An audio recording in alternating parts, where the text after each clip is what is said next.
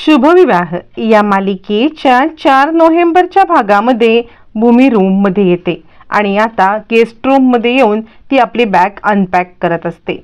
Bag unpack करत असताना तिकडे आता आकाश येतो आणि आकाश भूमीला सांगायला लागतो की तू गेस्ट रूममध्ये का आलेली आहेस। यावर ती भूमी आकाशला म्हणते, कारण मी अजूनही आत्यांची माफी मागितलेली नाहीये आणि आत्यांची माफी मागितल्याशिवाय जर का मी त्या रूममध्ये आले तर ते बरोबर ठरणार नाही, कारण तू मला माफी मागून आत घेतलेलं यायला सांगितलेस आणि त्यामुळे मी जन्मात आत्यांची माफी मागून येणार नाही। यावरती आता इकडे आकाश म्हणतो, भूमी तू उगाचच हट्टीपणा करू नकोस। या सगळ्यामध्ये तू एक काम कर ना, तू हे मनातले सगळे आता समज गैरसमज हे दूर करून टाक। हे समज गैरसमज या सगळ्यामध्ये आपल्यामध्ये दुरावा निर्माण होतोय। भूमी सांगते, माझ्यासोबत गैरसमज समज असं काहीही झालेलं नाहीये आकाश, माझ्या मनात जे आहे तो पक्का समज आहे आणि हा समज कधीही चुकीचा असू शकत नाही। असं म्हटल्यावरती आकाश म्हणतो, भूमी मी तुझ्यासाठी ही साडी आणलेली आहे, दिवाळीच्या दिवशी आता ही साडी नेसून तू तयार व्हावंस असं मला वाटतं। असं म्हणत आकाश भूमीला ती साडी देतो आणि आता त्यावरती भूमी विचार करत असते, तू असंच माझ्याकडे बघत बसणार आहेस की काही बोलणार आहेस। भूमीच्या मनात विचार येत असतो की आकाश तू एकदा बोल, तू एकदा मला सांग की या सगळ्यामध्ये म्हणजे आई काहीही बोलू दे तरी सुद्धा मी तू माझ्यासोबत चल। तू एकदा म्हटलास की आईला काहीही वाटू दे तरी सुद्धा माझ्यासोबत चल, तर मी तुझ्यासोबत एका पायावरती यायला तयार आहे। पण आकाश तू इतकं म्हण। त्यावरती आकाश विचार करत असतो, भूमी माझ्या मनात कितीही असलं ना की तुला मी या सगळ्यामध्ये माझ्यासोबत घेऊन जावं, रूममध्ये हाताला धरून घेऊन जावं, पण तरी सुद्धा माझे हात दगडाखाली अडकलेत। मला न हे असं करता येणार नाही, ना मी हे केलेलं आईला आवडेल ना असं माझ्या मनाला पटेल, कारण आत्तापर्यंत ज्या गोष्टी घडलेल्या आहेत त्या गोष्टींनंतर हा असा विचार करणं किंवा हे असं काही होणं हे पूर्णपणे चुकीचं आहे असं मला वाटतं। आणि त्यानंतर आकाश भूमीला साडी देतो आणि तो तिकडून निघतो, कारण त्याला भूमीला मनवायला किंवा त्याला आता घेऊन येणं हे आता रागिणीला काय वाटेल हा डोक्यात विचार असतो। मग आकाश आता भूमीला साडी देऊन जेव्हा आपल्या रूममध्ये येत असतो तेव्हा त्याला अभिजित आणि आता इकडे रागिणी हे दोघं जण तिथे भेटतात। अभिजित रागिणी भेटल्यावरती आकाश तिथे मध्येच थांबतो आणि रागिणी म्हणते, काय रे काय झालं आकाश, म्हणजे भूमी का गेस्ट रूम मध्ये थांबले, तिने तुझ्या सोबत रूम मध्ये यायला नकार दिलाय का। आकाश म्हणतो, आई सध्या तरी आपण तिला वेळ देऊया आणि या सगळ्यामध्ये आपण तिला थोडंसं नॉर्मल व्हायला देऊ, बघू नंतर गोष्टी कशा घडतात। रागिणी म्हणते, मला खूपच वाईट वाटतंय रे, म्हणजे या सगळ्यामध्ये जर तुम्ही या सगळ्यामध्ये एकत्र असतात तर मला खूप बरं वाटलं असतं। किती काही झालं तरी सुद्धा तुम्ही दोघं जण या घरामध्ये अशा पद्धतीने वेगवेगळे राहता हे मला खरंच आवडत नाहीये। मला या सगळ्याचा खूप त्रास होतोय। मी एक काम करते ना, मी या सगळ्यामध्ये आत्ताच्या आत्ता भूमीकडे जाते, भूमीकडे जाऊन तिला आता सांगते की तू आत्ताच्या आत्ता परत चल। मी तिची माफी मागते आणि मी तिला सांगते की तू परत चल, चालेल का आकाश। यावरती आकाश म्हणतो, आई तू या सगळ्यामध्ये बिलकुल असं काही करणार नाहीयेस, कारण कितीही काही झालं ना तरी मला या सगळ्यामध्ये असं हे नको आहे। आपण तिला वेळ देऊया, तिला या सगळ्यामधून बाहेर यायला देऊया आणि मग आपण बघूया की या सगळ्यामध्ये किती तिला वेळ आता लागतोय ते, तू नको बरं तिकडे जाऊस असं म्हणत आकाश तिला थांबवतो। मग आता आकाश आपल्या रूममध्ये गेल्यावरती इकडे रागिणी म्हणते, तुम्ही किती करण्याचा प्रयत्न केलात तरी या सगळ्यामध्ये मी काही तुम्हाला दोघांना एकत्र येऊ देणार नाहीये।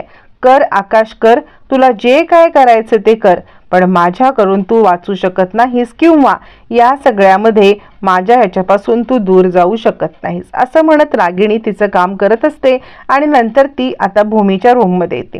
भूमीच्या रूममध्ये आल्यावरती ती आता भूमीला सांगते, वा आकाशने दिलेली साडी नेसून तयार होण्याचं प्लॅनिंग वगैरे आहे की काय, मग तुझ्यात आणि माझ्यात काय ग फरक राहिला, तू याच गोष्टीसाठी इकडे आलेली आहेस ना, म्हणजे आकाशकडून उकळण्यासाठी, आकाशकडून गोष्टी घेण्यासाठी त्यासाठी जर का तू इकडे आलेली आहेस तर ते तुझं मी हेतू कधीही सफल होऊ देणार नाहीये. मग तुझ्यात आणि माझ्यात काय फरक आहे? अगं तू आकाशचा पैसा बघून इकडे आली असशील म्हणूनच तू ही साडी घेशील, याच गोष्टीसाठी आलेस. नाही तर न, ज्या बाईला इतका स्वाभिमान आहे, जी बाई इतक्या स्वाभिमानाने या ह्याच्यामध्ये हे करत आहे, त्या बाईला सगळं म्हणजे ही साडी कशी काय ती घेऊ शकते? नवऱ्याने आपल्याला घराबाहेर काढलेलं असताना ही साडी घेऊन ती बाई कशी काय मिरवू शकते? त्यामुळे तू न फक्त आणि फक्त याच कारणासाठी आलेली आहेस. तुझा स्वाभिमान गेला उडत, आणि तुझ्यात माझ्यात काही फरक नाही. त्यावरती आता भूमी सांगते तुझ्यात आणि माझ्यात खूप फरक आहे. त्यावरती रागिणी म्हणते काहीही फरक नाहीये, मी तुला तेच सांगण्याचा प्रयत्न करते. आता कितीही काही झालं ना तरी सुद्धा तू आणि आता आकाश हे काही एकत्र येऊ शकत नाही, कारण आतापर्यंत तुझ्यावरती जीव टाकणारा तुझा नवरा माझ्या हातचा हुजऱ्या झालाय, हुजऱ्या. यावरती भूमी म्हणते हुजऱ्या कोणाला म्हणताय? या सगळ्यामध्ये तुम्ही जे काही करताय ना ते पूर्णपणे चुकीचं आहे. म्हणजे आता रागिणी पटवर्धन तुम्ही आकाश महाजन यांच्या घरात राहून त्यांना हुजऱ्या म्हणताय. रागिणी म्हणते तू किती काही बोल ग, ही साडी नेसलीस म्हणजे तू हरलीस. तू ही साडी नेसून पूर्णपणे माझ्याच लाईनवरती आलेली आहेस, असं म्हणत रागिणी मुद्दाम भूमीला हे सगळं आता सांगत असते, जेणेकरून भूमीला त्रास व्हावा, भूमीने ही साडी नेसू नये आणि तिला वाटतं की आपला डाव यशस्वी होतोय. पण भूमी पण खूप हुशार असते आणि ती सांगते हे बघा, तुमच्यात आणि माझ्यामध्ये खूप फरक आहे. तुम्ही माझ्यासारखं बनण्याचा प्रयत्न केला तरी बनू शकणार नाही आणि मला तुमच्यासारखं जन्मात बनायचं नाहीये. असं म्हणत भूमी रागिणीला सडेतोड उत्तर देते. रागिणी आग लावते, काडी टाकते आणि तिकडून निघून जाते. निघून गेल्यावरती आता ती इकडे सांगत असते की ही तुझी साडी आहे ना, ही टाराटारा मी फाडून टाकेन, कधी तुला कळणार पण नाही. यावरती भूमी म्हणते मला आकाशने दिलेल्या साडीला हात लावायची तुम्ही हिंमत करू नका, मी ही साडी आकाशला परत देणार आहे. असं म्हणत ती साडी हिसकावून घेते. हिसकावून घेऊन ती साडीची घडी घालते, रागिणीचा हात धरते आणि त्यानंतर घडी घालून ती साडी पुन्हा बॉक्समध्ये भरून ठेवते. रागिणी हे सगळं लांबून पाहत असते आणि ती विचार करते झालं, माझं काम यशस्वी झालेलं आहे. आता या भूमीला या घरात म्हणजे या आकाशच्या नजरेतूनच मी पाडून टाकणार आहे. पण मूर्ख रागिणीला माहिती नसतं तिचं हे कारस्थान पूर्णपणे फेल ठरणार असतं आणि या सगळ्यामध्ये भूमी आता वेगळाच डाव खेळणार असते. रागिणीच्या समोर तर ती साडी पॅक करते आकाशला देण्यासाठी, पण आता पुढचा जो डाव असतो तो रागिणीला माहीत नसतं, कारण इतके दिवस आकाश म्हणजे आता इकडे रागिणीच्या सोबत राहून भूमीला तिची कटकारस्थानं, तिचे घाणेरडे डाव पेच हे समजायला लागलेले असतात आणि त्यामुळे आता मात्र भूमी तरबेज झालेली असते. तोपर्यंत आकाश गेस्ट रूममध्ये येतो. भूमीला मनवण्याचे जे प्रयत्न करता येतील ते प्रयत्न तो करत असतो आणि आता भूमीसाठी तो सगळे पेपर घेऊन येतो. भूमी म्हणते हे काय आहे? यावरती आकाश म्हणतो आकाश कंदील बनवायचा आहे ना, म्हणजे हे सुद्धा एका रिच्युअल्सच आहे, आपलं आकाश कंदील बनवणं आणि लावणं. त्यामुळे तू आता दिवाळीच्या रिच्युअल्ससाठी आलेस, हे रिच्युअल्स आपल्याला करायलाच पाहिजेत. बस भूमी, आपण छानपैकी आकाश कंदील करूया. असं म्हणत दोघं जण आकाश कंदील करण्यासाठी बेडवरती बसतात. भूमी आणि आकाश दोघं छानपैकी एन्जॉय करत आकाश कंदील करतात. आकाश सांगतो गेल्या वर्षी सुद्धा आपण दोघांनी मिळूनच आकाश कंदील बनवलेला ना, यावर्षी सुद्धा आपण बनवायचा. असं म्हणत दोघं जण आकाश कंदील बनवतात. मानसी हे सगळं पाहत असते आणि तिला खूप छान वाटत असतं की भूमी आणि आकाश फायनली दोघं जण आता एकमेकांच्या सोबत असतात आणि आकाश भूमीची काळजी घेत असतो. ती खूप खुश होते. त्यानंतर मग आता पेपर काढले जातात. पेपर काढून आता भूमी आणि आकाश तयार करत असताना ते दोघं जण पाहतात तेव्हा भूमीचे केस आता डोळ्यावरती आलेले असतात. मग आकाश ते केस बाजूला करतो आणि प्रेमाने तिच्याकडे पाहत असतो आणि आता आकाशकडे भूमी सुद्धा लाजून पाहते. दोघांचं प्रेम तिळ मात्र कमी झालेलं नसतं आणि हे सगळं मानसीला बघून खूप छान वाटते आणि त्यामुळे ती खूप एन्जॉय करत असते. मग आता आकाश पुन्हा कंदील करण्याकडे वळतो आणि पाहतो तर काय, तिथे असलेला एक पेपर फाटलेला असतो. एक पेपर फाटल्यावरती आकाश म्हणतो हे कसं शक्य आहे, हा पेपर कसा फाडलास तू भूमी? भूमी सांगते हा पेपर मी काही फाडला नाहीये, तो आधीपासून फाडलेला असेल. यावरती आकाश म्हणतो असं कसं, मग दुकानदारानेच आपल्याला फाटका पेपर दिला का? भूमी म्हणते मला त्याचं काही माहीत नाहीये, पण मी पेपर हा फाडलेला नाहीये आणि माझ्याकडे कोणताही पुरावा नाहीये की दुकानदारांनी हा पेपर फाडून दिलाय. नाहीतर म्हणशील आता मात्र की पुन्हा एकदा मीच पेपर फाडलाय आणि माझ्याकडे पुरावा नाहीये, त्यामुळे तू माझ्याकडे जर का पुरावा मागितलास तर माझ्याकडे पुरावा नाही असं म्हणत आता मात्र इकडे भूमी मुद्दामच हे सगळं टोमणे मारत असते, कारण आकाशने रागिणीच्या विरोधात पुरावा मागितलेला असतो आणि आकाशला समजतं. आकाश म्हणतो भूमी नको ना, आजची दिवाळी आहे, आजच्या दिवाळीसारख्या दिवशी तरी तू तोंड पाडून बसू नकोस आणि तू असं काही बोलू नकोस. आपण आता हे सगळं मागचं विसरून जाऊया का? तू या सगळ्यामध्ये मागचं सगळं विसरून जा आणि आता आपण ही दिवाळी साजरी करूया असं म्हणत आकाश तो विषय काढायला तयार नसतो. कुठेतरी आकाशच्या मनामध्ये भूमीविषयी प्रेम असतं, पण रागिणीने या सगळ्यामध्ये असं काही त्याच्या मनात भरवलेलं असतं किंवा असं काही दृश्य त्याच्या समोर उभं केलेलं असतं की तो भूमीच्या बद्दल वेगळा विचार करू शकत नसतो आणि प्रेम सुद्धा कमी होत नसतं. या सगळ्या गोष्टीमध्ये आकाश अडकलेला असतो आणि मग आकाश आणि भूमी पुन्हा एकदा आकाश कंदील बनवायला लागतात. त्यावरती आकाश म्हणतो भूमी तुला एक सांगू का, आता आपल्या दोघांनी साजरी करण्याची ही आपली दोघांची शेवटची दिवाळी बरं का. पुढल्या वर्षी आपल्या जोडीला आता 2 हात असतील आपल्याला मदत करायला. भूमी म्हणते काय? यावरती आकाश म्हणतो सॉरी म्हणजे खरं सांगू का तर माझ्या डोक्यात हा विचारच नाही आला की पुढल्या वर्षी जेमतेम आपलं बाळ 3 महिन्याचं असेल आणि ते कसं काय मदत करणार आहे आपल्याला. उलट ते आपल्याला दिवाळी करू देईल की नाही हाच मोठी शंका आहे असं म्हणत आता इकडे आकाश पाहतो आणि आता भूमी म्हणते हो. दोघं जण पुन्हा प्रेमाने कंदील करायला लागतात. पुन्हा छानपैकी कंदील तयार होतो. फायनली त्यांनी बनवलेला कंदील खूपच सुंदर, खूपच मोठा, महाजनांच्या बंगल्यावरती लावण्यासारखा असा सुंदर कंदील तयार होतो. आकाश भूमी खूप खुश होतात आणि तो कंदील पाहत बसतात. आकाश म्हणतो बघितलंच भूमी, आपण दोघांनी एकत्र येऊन जे काही काम करू ना ते काम नेहमीच छान होतं. आपल्या दोघांचं काम नेहमी सुंदर असतं. बघितलं, आपण दोघांनी एकत्र येऊन अशी कामं करतच राहायला पाहिजे असं म्हणत आकाश आणि भूमी दोघं जण कंदील तयार करतात आणि बाहेर तो कंदील लावण्यासाठी नेतात. भूमी विचार करते आकाश ज्या पद्धतीने अशी तू माझी साथ देतोयस ना तशीच साथ रागिणी आत्याच्या विरोधात दिलीस, एकदा मला समजून घेतलंस ना तर नक्कीच ही परिस्थिती निवळेल असं म्हणत इकडे आता खूप खुश होते भूमी आणि आकाश दोघं कंदील घेऊन बाहेर येतात.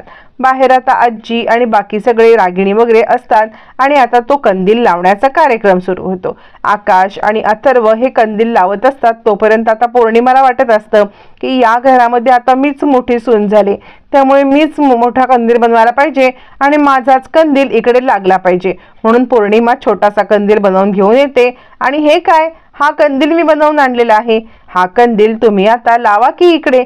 यावरती आजी म्हणते बघितलंस आकाश, वराती मागून घोडे. पौर्णिमा म्हणते काय झालं? यावरती आकाश आता बोलायला लागतो काय झालं, कंदील बनवला आहे. आजी म्हणते अगं ऑलरेडी भूमी आणि आकाशने खूप सुंदर कंदील बनवलेला आहे आणि म्हणून तुला मी म्हटलं की वराती मागून घोडे. पौर्णिमा म्हणते पण मी सुद्धा कंदील बनवलाय, तो कंदील काढून हाच कंदील आता इकडे लागेल असं म्हणत पौर्णिमा हट्टाला पेटते. पौर्णिमा हट्टाला पेटल्यावरती आजी थोडीशी चिडते आणि पौर्णिमा अगं तुला सांगितलंय ना की पहिला दिवा भूमीने लावलाय, आता भूमीलाच या सगळ्यामध्ये हे करायला लागणार आहे. पुढचे सगळे विधी आता भूमीच करणार, तू हे करून नाही चालणार पौर्णिमा. हे सगळे विधी आता भूमीलाच करायला पाहिजेत आणि भूमी तू हे सगळे विधी करायचे असं म्हणत इकडे आता आजी भूमीला ते विधी करायला सांगते आणि आता पौर्णिमाला ती म्हणते ठीक आहे पौर्णिमा, तू कंदील बनवलायस ना, आता हा कंदील तुझा लागेल तो गेटवरती. जा बरं अथर्व, अभिजित, आकाश तुम्ही तिघांनी जाऊन तो गेटवरचा कंदील लावा बरं असं म्हणत आजी आता तो कंदील लावण्यासाठी इकडे आता हट्ट करते. पौर्णिमाचा जळफळाट होत असतो, तिचा रागाने तिळपापड होत असतो. काय करू काय नको हा तिला प्रश्न पडलेला असताना आता मात्र रागिणी म्हणते पौर्णिमा असू दे ना आता मात्र तू नेस ना, म्हणजे तू जा ना तिकडे, हा लावू दे कंदील असं चिडलेली आता इकडे रागिणी बोलते. मग कंदील लावायला जातो. इकडे पौर्णिमा खूप चिडते. तोपर्यंत मानसी भूमीकडे येते आणि आता त्यावरती आता इकडे रागिणी नसताना सगळा बनवलेला फराळ आता घेऊन ती येते आणि म्हणते ताई सांग ना, चव घेऊन तू सांग ना कसा फराळ झालाय.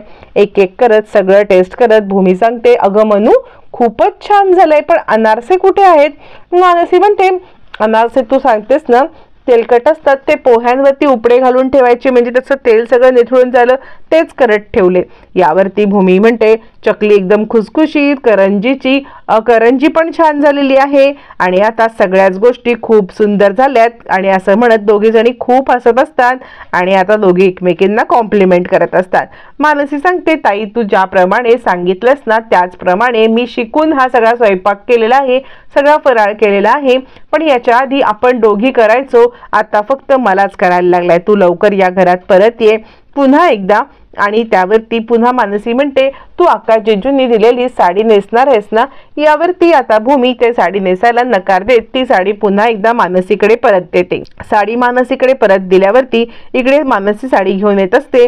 तोपर्यंत आकाश कंदील लावायला गेलेला आकाश, अथर्व आणि अभिजित हे कंदील लावत असताना पौर्णिमा चिडते आणि आता इकडे रागिणीला सांगत असते तुम्ही तर मला म्हटला होतात की भूमी या घरातून निघून गेल्यावरती या घरातले सगळे अधिकार मला मिळतील, या घरामध्ये मीच सगळं अधिकार चालवणार. आणि आता हे काय घडतंय, हे सगळं का घडतंय, माझ्या बाबतीत का चांगले अधिकार मला मिळत नाहीयेत.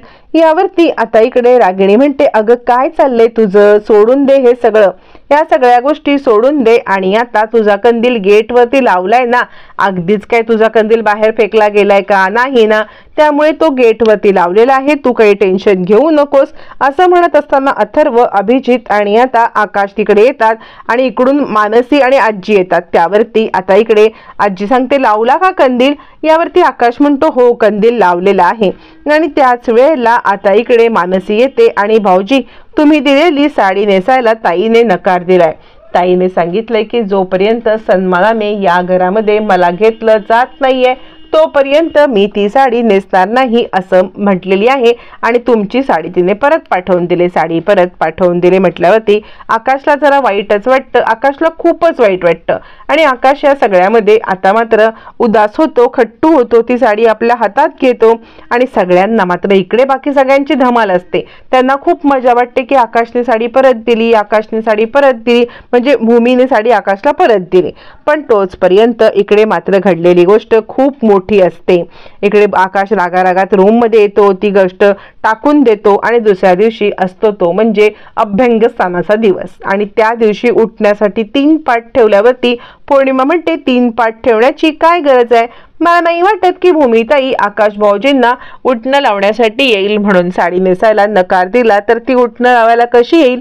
यावरती आता इकडे भूमी साडी नेसून येते आणि आता ती सांगते का नाही लावणार, मी आकाशला उठणं लावणार. आणि तीच साडी नेसून ती आलेली असते आणि ती रागिणीला सांगते तुम्हाला काय वाटलं, तुम्ही मला 4 शब्द गोड बोललात म्हणून मी साडी नेसणार नाही का. माझ्या नवऱ्याने दिलेली प्रत्येक गोष्ट माझ्यासाठी प्रिय आहे आणि ती गोष्ट मला घातलीच पाहिजे आणि त्यामुळे मी साडी नेसणार. नेसले, तुमचा डाव तुमच्यावरतीच उलटलाय.